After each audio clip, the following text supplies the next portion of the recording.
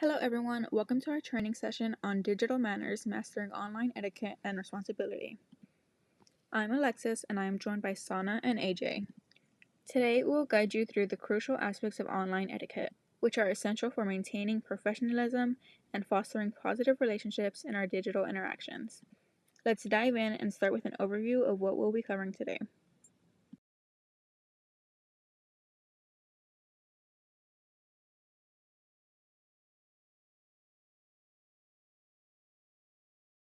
Hi, my name is Sana, and in this section we will be talking about email and messaging etiquette.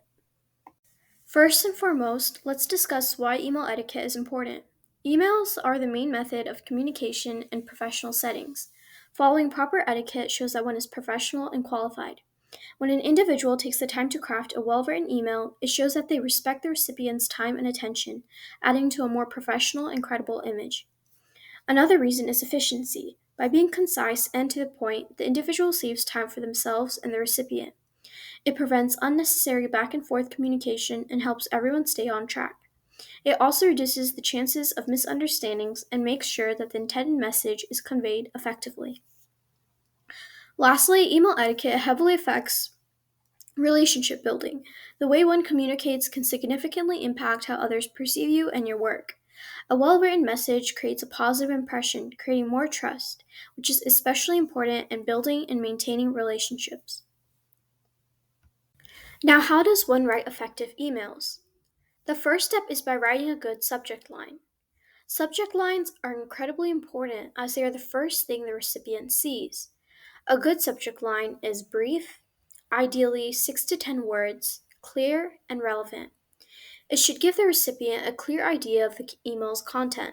For example, team presentation reminder, upload slides by July 25th at 10 a.m. Next, let's talk about salutations. When you start your email with an appropriate and respectful greeting, it sets a positive tone for the rest of your message. Salutations also depend on your relationship with the recipient, some being more casual and some being more formal. Make sure to also always double check the spelling of the recipient's name and the preferred title to show respect and attention to detail. The third step would be closing phrases. Ending your email with a polite and professional phrase is just as important as starting your email right. Some common phrases that can be used are sincerely and thank you. Additionally, including a closing remark that summarizes any action items or next steps can be very helpful and ensures clarity. The last step would be email signatures. Email signatures are an essential part of the email. It should include your full name, your position, your company, and contact information. Include a professional sign off like John Doe, cybersecurity intern at TLT, for example, which provides context and an easy way for the recipient to reach you. You can also insert a link to your LinkedIn profile or professional website, which can also be very beneficial. Structuring emails. Structuring emails effectively is a key way to make your message clear and reach the right audience. The first way is through body formatting. Having a clear and organized body format is essential for effective communication. We can start with a concise introduction to outline the purpose of the email. You can also use paragraphs to break up information, making it easier to read. For longer emails, include bullet points or numbered lists to highlight key points. This helps recipients quickly locate important information and respond more efficiently. Understanding how to address different types of recipients in your email is equally as important. The first type of recipient are primary recipients, those who are directly addressed and expected to take action or respond. Your email should be tailored to them, focusing on their specific needs and responsibilities. The second type of recipient are secondary recipients, who are included for their information and should receive relevant content without being overwhelmed. This ensures that they stay informed but do not need to engage actively. The third type of recipient are carbon copy recipients, also known as CCC. We include these individuals who need to be aware of the communication but are not expected to act on it. It is important to be mindful of using CCC sparingly to avoid cluttering inboxes. The fourth type of recipient are blind carbon copy recipients, also known as BCC. It should be used um, when you want to keep the recipient's email addresses private or avoid revealing all recipients to each other, which is useful in large email distributions. Lastly, here are some final tips on email etiquette. The first tip is punctuality. Responding to emails in a timely manner is key to maintaining professionalism and smooth communication. It is best to acknowledge emails within 24 hours, as this shows respect for the sender's time and keeps them informed. It also prevents issues from rising due to delays, increasing trust in professional relationships. The second tip is to make sure attachments are clearly labeled and referenced within the email. Mention the attachment's purpose and make sure it is easy to identify. For example, you can write, "Please find the project report attached for your review." In addition, ensure that the file format is accessible and commonly used in order to avoid compatibility issues. The third tip is to make sure any links included in your email work correctly and are relevant to the content. Test the links before sending the email to avoid any confusion or frustration for the recipient, as well as providing context for links to increase their usefulness. Finally, when you are unavailable, set up an automatic out of office reply. This informs recipients of your absence and provides them with information on when they can expect a response. An example might look like this: "Thank you for your email. I am currently out of the office and will return on August 1st. For urgent matters, please contact John Doe at john.doe@example.com." All in all, these messages ensure that important matters are not left unattended. In this section, we will be talking about proper etiquette on social media platforms. First, protection of privacy is crucial in today's digital age. Avoid oversharing personal details about yourself and others.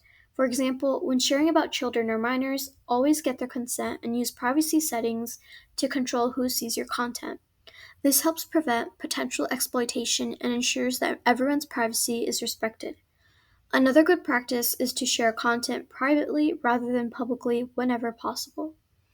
Next, respectful engagement is essential to maintaining a positive online environment. Avoid posting private moments without permission and respect people's requests to remove content when you have posted them. In addition, always fact check before sharing any information, photos, or videos, especially with the rise of AI. Finally, be cautious of your digital footprint, as everything you post online can have long-term consequences. You can manage your digital footprint by using tools like Instagram's archive feature, which lets you hide posts without deleting them, or services like Tweet Delete, which automatically deletes tweets after a certain period. It is also best to be cautious because colleagues and employers often review social media platforms. All in all, when you manage your digital footprint carefully, you can protect your reputation and future opportunities. Now, let's dive deeper into etiquette for meetings and classes. Proper etiquette is not just a formality, it sets the tone for effective communication and mutual respect in any professional or academic setting. One of the fundamental aspects is punctuality. Arriving on time shows respect for everyone's time and ensures that meetings or classes start promptly, maximizing productivity. Another crucial element of etiquette, especially in today's digital age, is maintaining a professional appearance, even in virtual settings. This includes dressing appropriately. Though you might be attending from home, dressing professionally not only reflects your respect for the setting, but it also helps you mentally prepare for a focused engagement. To enhance productivity during meetings or classes, minimizing distractions is essential. Distractions can come in various forms. It can be notifications on your devices, background noise, or unrelated tasks. By consciously minimizing these distractions, you can stay fully engaged and contribute meaningfully to discussions. Active participation is another hallmark of good etiquette. Engaging in discussions and listening attentively to others' viewpoints not only demonstrates respect, but it also enriches the collective understanding of the group. Remember, effective communication is a two-way street that requires both speaking up when necessary and actively listening. On the topic of speaking up, language and tone play significant roles in how our messages are received. Using appropriate language that is clear and respectful fosters a positive atmosphere where ideas can be exchanged openly and constructively. Pay attention to how you convey your thoughts to ensure they align with the professional or academic context. Technical etiquette is increasingly important in today's virtual meetings and/or classes. Ensuring your equipment functions properly, muting yourself when not speaking to prevent background noise, and using chat functions are all aspects that contribute to a seamless online interaction. These practices not only demonstrate your technical competence, but also contribute to the overall efficiency of the meeting or class. By adhering to these guidelines consistently, you contribute to creating a productive and respectful environment for everyone involved. This environment not only enhances the quality of discussions and decision making, but also strengthens professional or academic relationships. In conclusion, etiquette for meetings and classes encompasses more than just following rules. It reflects your commitment to professionalism and respect for others' time and contributions.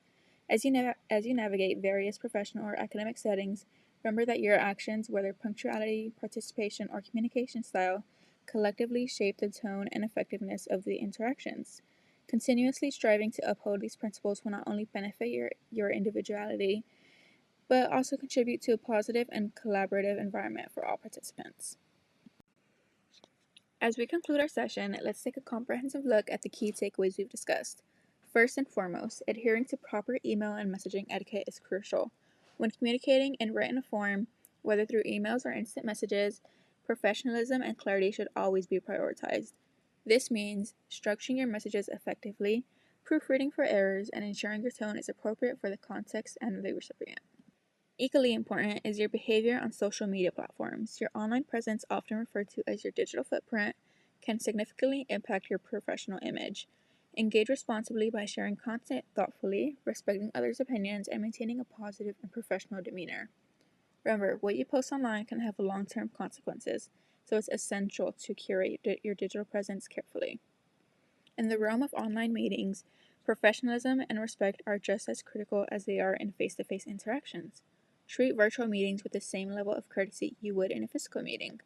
This includes being punctual, actively participating, and being mindful of your appearance and surroundings. By demonstrating these behaviors consistently, you contribute to a positive meeting environment where everyone feels valued and respected. Respectful online communication is a cornerstone of building strong and professional relationships. This involves not only how you speak to others, but also how you respond to different viewpoints and handle disagreements. Practicing active listening and constructive feedback can foster understanding and collaboration, ultimately strengthening professional bonds and collective achievements. By adhering to these guidelines, we collectively contribute to a more productive, respectful, and professional online environment. These practices not only reflect positively on you as an individual, but also on your organization as a whole. Consistently upholding these standards demonstrates your commitment to excellence and contributes to a culture of professionalism and mutual respect within your professional community. In summary, effective communication across digital platforms requires attention to detail, respect for others, and a commitment to professionalism. Whether in written correspondence, social media interactions, online meetings, or general online communication, your actions shape perceptions and influence outcomes. By integrating these principles into your daily practices, you not only enhance your personal reputation, but also contribute to a positive online environment conducive to growth, collaboration, and success. Thank you all for joining us today. We hope you found this training on digital manners, mastering online etiquette, and responsibility valuable. Remember, your online behavior reflects not only on you, but also on your organization. Let's all strive to uphold these standards in our daily digital interactions. Have a great day. Thank you for joining us.